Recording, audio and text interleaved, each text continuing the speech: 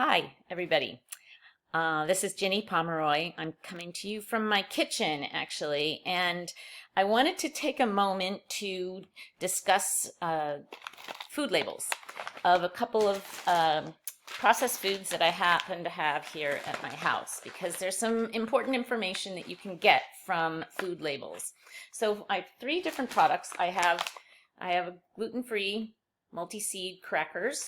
I have Udi's cranberry gluten-free granola, and I have a bag of chips, organic Tostito blue chips. Okay, so on the label, I learned some information from the front. It says it's organic. It says it's gluten-free, and we've got some of these things right here in the front.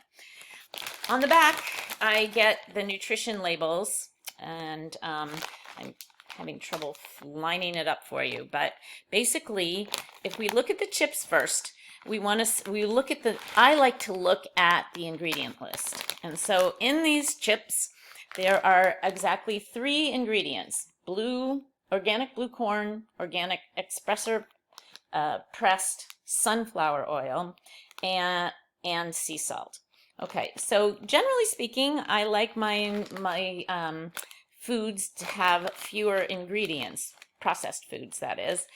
And then I look at the nutrition facts label, and I can see that one of the things to look at is the servings per container. And here we have 8 servings per container. The serving size of these chips is 6 chips. So I don't know about you, but it's really hard to eat only 6 chips. So it's something to keep in mind when you're looking at labels, is to see what the serving size is, and how then you can evaluate it per the serving size. So in this case, 6 chips is 140 calories. Fairly high. Lots of carbohydrates. 6 chips has, I'm going to have to read it to you because it's going to be too hard for you to see. 19 grams, 1 gram of fiber, and 2 grams of protein. Quite a bit of fat. There is 6 grams of fat, but only half a gram of saturated fat. Oh, my screen is frozen on you. Sorry about that. So anyway, looking ahead at this, at the label, I want you to look at the fats, if I can set it for you. Come on, computer.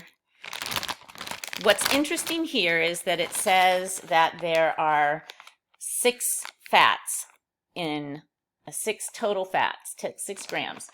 But there's half a gram of saturated fats, there's 2 grams of polyunsaturated fats, and there's 3 grams of monounsaturated fats. So if you can see, that does not equal 6 grams. 3 plus 2 plus a half is 5.5. So they say there's 0 trans fats here, but how can they get away with saying that there is 0 trans fats? How come those don't line up? Why don't they equal the same amount? And I think that's insignificant. So basically, I want you to be aware of some of the practices that are allowed by our government to alter the information so that you are not necessarily getting the whole story. You have to be able to read between the lines. And what is allowed is less than half of a gram of trans fats is allowed to be set. It's allowed for them to say 0 trans fats. So we will be learning a lot more about the different fats, and I will just say to you that while these are delicious and they're better than maybe something else, they're still not health food, and they are not potentially good for you to eat a lot of. I want to just show you one other thing about labels. So here's my Udi's gluten-free granola, and in the ingredient list, now I'm going to have to read this to you because I think it's going to be way too hard for you to see. But one of the things that they do is it's required for them to list the ingredients in concentration. So in other words, the most percentage of the product is listed first, and then second, third, fourth, based on what is in the most. But a lot of products, such as these, have lots and lots of sugars, but they're not all the same kind of sugars. So what they do is in this case, they've listed oats as the first ingredient. But then I have 4 or 5 different other ingredients that are sugars. What you don't know is, do all those add up to be more sugar than the oats? Very possibly it is. So what you have is tapioca syrup, and the dried cranberries have cane sugar. Cane sugar is listed a second time. Brown sugar, rice syrup, brown rice syrup, and molasses. So there's quite a lot of sugar in here.